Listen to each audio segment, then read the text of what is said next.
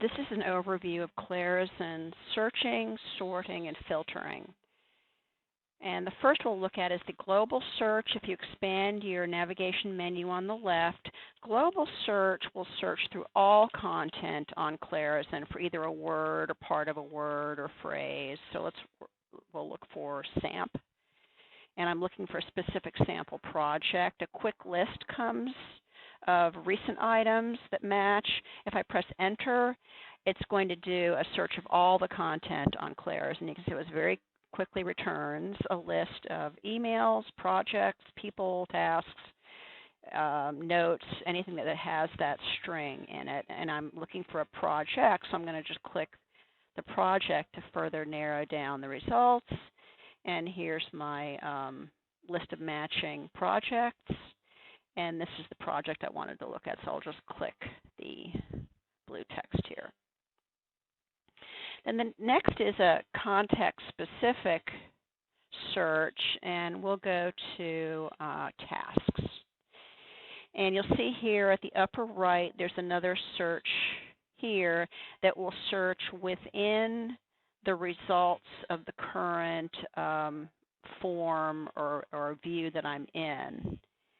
And you'll notice here there's a filter, and there's a default filter, which is where you have any role, resource, reviewer, manager, and active or draft, but you can further change that filter.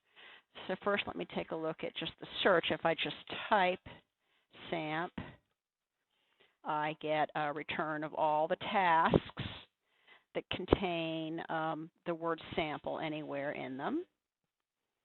And I'm going to clear that. And then filter. Now, if you click this filter box, you see there's some predefined things you can search for. Like if I select custom, I can select a different variety of options, different statuses. I can check one or multiples. And there's also more complex, is one, is not one, blank, non-blank, and so on. So there are different filters you can build. And start date range, just be a little bit careful when you use the start date range, because that's going to return a list of tasks that were supposed to start within this range, and you might accidentally miss something that maybe was supposed to start this week, but it didn't. So watch out for that. An executable means it's ready to work. And you can check the boxes that you like, and if you want, you can check Save as Default, and that will always be your default when you go back to that view again. So we'll select, I only want to look at tasks that are at risk or off track, and only ones that are mine. And so now you see here that I have a filter, and if I hover over that filter box, it shows you what filter you have applied at the moment. And you'll also notice here in these different columns, there are filter icons. That tells you that that column is being filtered. So here, when we filtered for tasks that are off track or at risk, this is the filtered column. So if you're ever on a page and you're not seeing what you expect to see, just check and make sure you don't have a filter on. And if you need be, you can just clear a filter.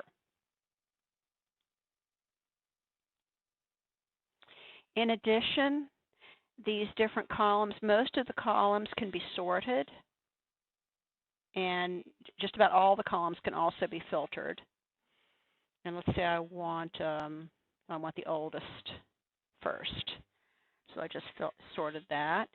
I can, again, maybe build a filter here. I only want tasks that contain the word power. And you see here now I've further filtered, and again, just bear in mind that we've got that filter icon there. And again, we'll just clear that filter. And